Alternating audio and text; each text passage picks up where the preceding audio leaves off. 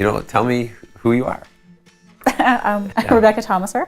I grew up in Calgary, actually born and raised in Calgary, so very unique.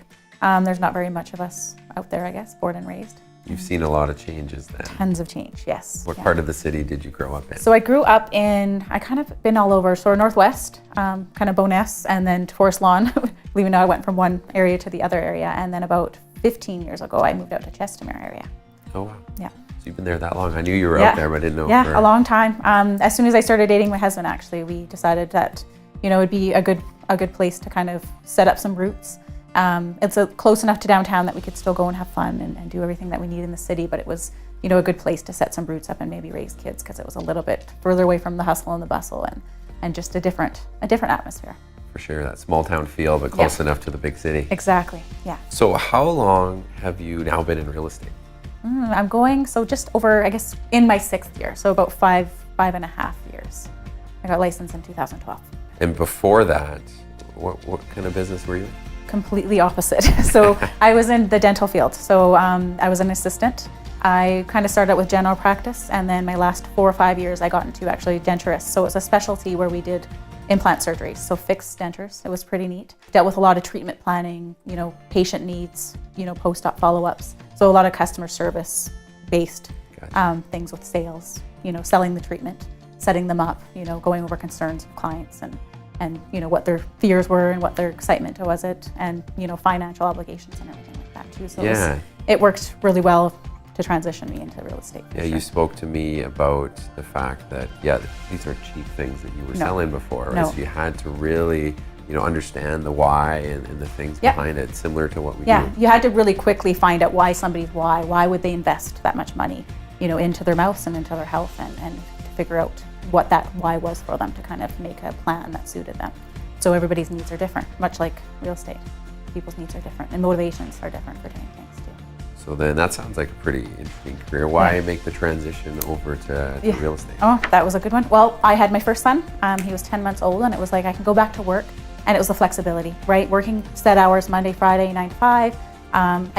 You couldn't see your son as much as you can, or your kids as much as you can. I had set hours. I had to go to work his hours, go on vacation when they told me to, and I was going, I don't know if I want to do that long term, and I'd like to spend more time with my children, but I'd also like the opportunity to make a better wage and provide a little bit more for my family and have the flexibility of making my own hours. If I wanted to work hard, I was going to see the benefit. If I wanted to work less, I could, right? And I wasn't going to affect anybody's business but my own. So it was kind of a natural progression. I'd done some new home sales while I was going to school for dental, and I kind of had a knack for it then. And then, going, I spent all this money on dental. I need to stay in dental, right? So I kind of diverged from it a little bit and then came back shortly after I had my son, because it fit my needs and my needs and wants, I guess, at that time, and it turned out I happened to be okay at it. Yeah, there you too, go. Yeah. Well, like you said, you had the seed planted back in the day with the new Yeah, home it was sales. always kind of like undertones in my life throughout, working in a show home, or I worked in an admin office actually too for a smaller builder for a mat leave. So I've always had a connection to it somehow. Sure. Yeah. And you've got an interest in design and that kind of stuff. Yeah, it's kind of, I guess, not even a hobby, but a passion, I guess, something that just I'm naturally drawn to. And it worked really well with, it gives me that little bit of an edge, I think, with listing or staging or decluttering for, or a home to go on the market too. Not so much with dentures, right? No, not so much with dentures. Again, we hit on this a little bit. Yeah. So parlaying that career to this one, the strengths that you think, that really are helping you out in your career and your growth over the last 6 years, what do you think that would be? I think just more the customer service, right? So anticipating people's needs before they even know what their needs are, right? Kind of anticipating what they're going to need, or problems even, right? You can have a treatment plan and you have a plan, and sometimes you get derailed. So to anticipate maybe things that could go wrong or things that are going to come up before they happen, I think is a really good, I guess, asset to have. For sure, yeah. We're dealing with big life transitions, and there's a lot of layers. Yeah, sometimes there's bumps in the road, but to have that anticipation of that, or just to have a good, I guess, direction, right? Having a lot of knowledge of the business, of what you're doing, and being one step ahead is kind of one of those things. Working with a dentist, you always have to be one step ahead of them, because you have to be there before they need the item or the scenario. So it's kind of like real estate too, right? Sometimes your clients don't know what's coming ahead, so you being one step ahead to, lead the way is kind of a similar. And then I think I can see that you didn't feel like you were selling a product per se. You were selling a full experience, very similar to real estate. You really get involved with your clients, and it sounds like that's hitting the nail right on the head for you. Yeah, it translated actually better than you would think, right? When you talk about them, it's almost like the opposite world, but there's a lot of undertones, I think, that work well. For sure. Yeah. So now that you've been in this for a little bit, what's been maybe your most favorite thing, or one of the most favorite things you've had, in about selling real estate? Yeah, I don't know. I like the negotiation. I really like the art of it, I guess. You do all these steps to kind of work up to the big event, I guess, and the negotiation is kind of that end of that reward, I guess, right? That reward of getting the opportunity to get that best deal for your client, or to, get that best price, for the sale of their home. So I guess it's one of those things where you do a lot of steps in anticipation of it, and it's one of those things where you're like, yeah, I did it.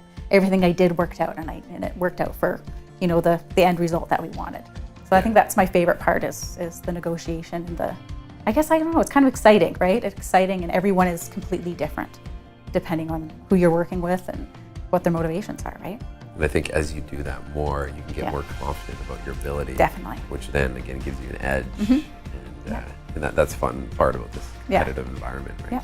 Yeah, it's like I said, it's competitive, but it's also a really neat way to connect with people, right? It's a neat way. Sometimes you work with people that you don't even see, right? So you work with tons of people and not even knowing what they look like. So it's kind of a neat industry that way too, where you get to connect with people with not necessarily having to be in the same room too. And it's like you said, there's a mountain to climb when we're involved with real estate. You hit that summit. Yeah. And which is when you put the deal together. Yeah. Well, here's one. What's one of the craziest stories you've had to date, if you've got one? Yeah, I don't know if it's crazy. I guess it's an opportunity of showing that sometimes, that even no matter how hard you work, or everything's set up in a row, that it could take one thing to kind of crumble the whole tower. It was probably the most high stress because you had the bigger stakes of my biggest sale for my most expensive home, and it was one of those things where one little item, right, almost crumbled the whole thing. So it was one of those things where you have to really look into yourself to go like, how am I going to make this work? What are the problems? Is there a bigger problem? Can we fix this? So it was one of those things where it was excitement, and then, oh my gosh, it's falling apart at the seams, and to going like, how can I think outside the box to get this to come together, to get, this person to communicate with this person properly. And I like the problem solving, I think, almost like the private detective work, right? You're going like, hey, how do I do this? And who can I pull in to help me out with this? And in the end, it turned out good, but it was one of those emotional roller coasters of going like, this is probably the biggest sale of my life, and I could lose it in a second. But, with perseverance and bringing people together and using those skills that you use in life to kind of bring it back, it turned out to good in the end, to be kind of, I guess, my biggest conquer, right, that I had, where you're like, I did this. I actually did this, right? This was awesome, and I am kind of good at this maybe. It was one of those moments, those aha moments where you're like, I think I could be good at this, right? Yeah, you had this house of cards that was about to fall down. Totally. In one of your biggest deals of your career. So there's a big monetary thing, but it was also the hardest one to have all the pieces. The pieces didn't seem to fit together until you made some adjustments and, again, think outside the box a little bit. Yeah, I think the roller coaster we go through in our careers as salespeople is pretty natural, the ups and the downs of the commission flows. Yeah. But when it's happening in one deal for you, it sounds like, that one was higher stakes, and it wasn't necessarily even the commission. It was going like, it's such a small issue that I'm not seeing where the disconnect is, and it was kind of a neat challenge and like I said, I didn't take it as a negative. It was more of like a, hey, this is kind of exciting. What can I do? And like, where's the disconnect? I want to fix this. I want to put this together to where it's going to have a good end result for my clients, because they're going to get a great, fantastic house, and these guys are going to sell a great, fantastic house and go into a new adventure. But how can I make all three of these things kind of mesh together and work? For sure. To make everybody happy. And you did it. Yeah, I did it. Yeah. What's one thing that most people don't really know about you? This could be personal, or it could be even specific. I guess to your real maybe estate my career. tattoos. I don't look like I have a lot of tattoos. Most people are shocked that I do have a lot of tattoos. Like, I don't know if I could necessarily keep them covered up, but it's just something that they're in strategic places. But I think they kind of feed on just, I guess, the uniqueness of me. I can be very, put together and serious, I guess. But I'm also kind of fun-loving. I love adventure, and I think tattoos kind of tell a story, and they're different parts of your life that I think kind of commemorate different parts of your life. And I think it's kind of a neat thing that I guess. Yeah, I didn't know it's that. kind of thing. Yeah, so you didn't know that. I was gonna say most people don't. I've had, patients in my practice for years that didn't know I had any until they, see me out without my scrubs on, or if I, have my suit jacket on when I'm at the beach, is probably when you would know I have them. So yeah, there you go. Got quite a few. I've been too scared. Yeah, it's scary, but it's fun. One of those things where it's scary and it does hurt, and then immediately after you say I'm not getting any more, it hurt too much, and then you're planning your next one. Like, it's one of those addicting things that I don't know what it is. I haven't pinpointed the psychology of it, but it's one of those things where, as soon as you do it, it's like, why am I doing this to myself? And then it's instant, okay, I think I'm gonna get another one. Right? It's always a life event too. Usually a life event happens and you're like, I gotta get something to remember this by. Well, you've been doing this 6 years, and have you developed a bit of a niche or an expertise that you spend a lot of focus around? Definitely. It's right in Chestermere where I live. I felt like I live there, so it's easy to sell something or to be passionate about something when you love it, right? It's not really a sales pitch. It's more of just a genuine like for the area and the people there. It was a unique kind of a niche market with the lake, so we had a lot of attributes to draw people there, and I felt like the proximity to Calgary was just a great place, and I could see it booming in the future. And I've seen a need and a space to have more agents out there, more choice to give the people, right? To give the people more choice who they want to work with to sell their home too. For sure, like you said, you grew your family up through it, and even pre-family, which I think would be maybe a little rare to have people moving out away from the core. Yeah. Well, and I'm always trying to get people to move, right? So you have your friends and family that you're always like, oh, there's a beautiful house that would work for your family. So you're always trying to get people to locate there too. And sometimes too, people have to move out. So I'm there to help people have to move for jobs or, different reasons too. So to be able to relocate them into the city too, from knowing them for a long time in Chestermere too, it can help with that transition. So you love Chestermere so much. Yeah. That we could probably even elaborate on that. So you went and formed a group that just took off. Yeah. Maybe I'll let you explain a little bit. Yeah, it was one of those things where we didn't have a social media page or a community page to kind of bring people together. We wanted to help local businesses. Chestermere businesses seemed to struggle a little bit more. We had a smaller population, not a really big advertising, platform, and advertising is expensive, right? So if you're a little small mom and pop shop, which we were the majority of, it was hard to have extra money to spend on a TV commercial or a big billboard ad. We don't have big billboards out there. So we were going like, how do we help the community also get my name out as a realtor, right? Maybe get some leads or add some value to the community. So my thing is I'd rather earn your business than to expect your business, right? I want to earn it by making you laugh or helping you find your dog or doing little things that people in the community do. And it seemed like the best avenue to do that. Yeah, it shows a lot about you. So now this Facebook group now is 13,500 growing by the day. Yeah. Which is by far the largest group in town, I would assume. Yeah, and we actually made it private too, so it's all by invite only. So you have to know somebody on the group to kind of go onto there. So it's still growing. It didn't really slow it down too much. It's all word of mouth, which is kind of great. Yeah. The power of that, obviously that you have within your arsenal as a business person, and then the way you can connect people, would be an extreme advantage. Really, really neat. Yeah, it blew up. We always call it a monster. It kind of blew up. Something we couldn't have possibly even imagined or predicted, but it's something, like I said, it's got more positives to help the community. I think it's brought a lot of value to the community with getting jobs. We've had people saying, hey, we do this certain construction business, and you know what? Every single job we've gotten this year, we've gotten from I Love Chestermere. ILC is what they kind of abbreviated to. So, thanks so much. You helped us get every single job we had this year. Before we had no avenue to advertise, and it's free. Yeah, that's incredible. Pretty neat. Yeah. Really neat. And then you've got another thing that I think is really neat. And again, you've got a design kind of background, and your husband as well, involved with graphic design and branding. So you developed this I Love Sold sign. Oh yeah. Kind of hook in a sense, or one I Love Sold sign phrase. Yeah. And it's catchy. And I think the first email we shared together, I was like, I love this messaging. Yeah. How did that come about? The I Love Sold signs kind of came, it was very, I guess, it was so easy that it was something I kind of said, going, well, what do people look for when they, have a success in a purchase or a success in a sale? It's that sold sign going up. That's the excitement, right? That's I did it, I conquered it, right? We got our house sold and we're on to our new adventure, or we just bought a house. So we took that house off the market and it's now ours. That sold sign is kind of the figurehead of it, right? Yeah. Kind of like that's what we did. And I kind of just said it jokingly.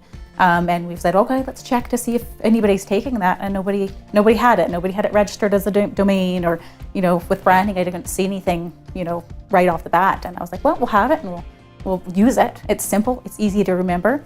It's kind of a tongue twister sometimes if you're giving somebody your email, but it's something that sticks in your head. And right from the get-go, I kind of knew you needed to set up a brand, and you needed to have something that was catchy, that's stood in people's heads, because they're not necessarily going to remember your name, but they always remember the I Love Sold sign kind of For sure. catchphrase, right? Because it's something easy to remember. Yeah. So you're the I Love Sold sign. I'm the I Love Sold signs lady. Right? Yeah. Yeah. Yeah. And even, I had another realtor. We were at an event, and she came over and grabbed me, and it wasn't like this was a record. Like, this is the I Love Sold signs lady, right? And she brought me over, so it was kind of neat. And I don't mind being the I Love Sold signs lady. It's sometimes easy to remember than Rebecca. Very good. Yeah. Was there any myths that you want, or things that you myths. thought the consumer know. should know? I know we talked about this on the Well, phone. kind of wanted to touch base a little bit maybe on like the builders. Like, people say, well, I don't need, the builder's got a lawyer, but I don't know how to, I guess, word it, right? We're insured. Like, as realtors, we have our own insurance, right? So each transaction that you do, even if it's with a builder that has their own lawyer, it's a beneficial to you have a realtor, right? Even though there's not a lot of, with price is fixed. I just didn't know how to word it, I guess, right? Yeah. Where people say, I didn't use a builder, they've got a lawyer, I didn't really need a realtor because like the price is set and all this stuff, but they don't necessarily have the omissions and errors insurance attached, right? Yeah. With using a person that's licensed and For sure. covered with that. The client doesn't always realize that the builders are willing to work with us Yeah. as realtors. So maybe and provide advice, right? Yeah. But Well, and just even like, I went through the contract, because I think when you're on a home builder, you're expected to kind of be like an expert. And my clients didn't, like, you sign away, you don't read the contract. And I'm like, no, I'm going to go through portions of the contract that they need to be aware of, right? So I went through and I added that value of service. I think people with builds, because they're a little bit easier deals, right? You don't have to do, it's not as extensive because they provide the contract. You're not filling it out and doing most of the admin stuff, right? And then the thing that a lot of people miss, the clients don't understand, is their contracts are really heavily weighted towards The builder. Favor, yeah. Versus in our contracts, they're more fair, Yeah. right? So having someone like any of us to walk them through that side of kind of the negative side of the contract is really important. Yeah.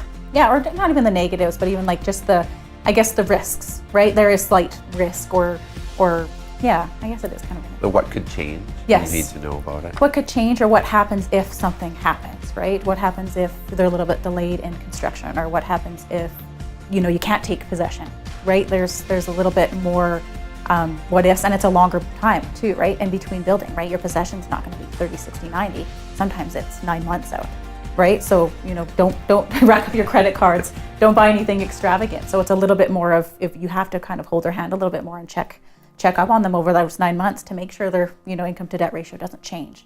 I've had that happen with a friend. Very good jobs, made good income, bought a house, built a house, and right before couldn't close because they had bought a brand new Mercedes, which is great. You don't think it's going to throw them off that much, but it was that much that made them that they couldn't close, and they had family help them. But it was one of those, I never seen this coming. I never even thought to ask you. I never thought to tell you not to do this because, right, there's a lot of assumptions, but they almost didn't move into their house because of it. Don't be scared to Yes. come to chat with us. Yes. If you're considering a new home build. Definitely. Yeah. Fair enough. So you've been here just for a little bit now. We're so excited that we actually got you behind the camera talking about your journey and all the exciting things to come. We're so blessed to have you as part of our little crew, our little tribe. So thank you for making that leap and having that faith. And I can't wait to see what you're going to accomplish in the years to come. So I'm a hugger, so I'm giving you a hug. I'm excited. Thank you very much.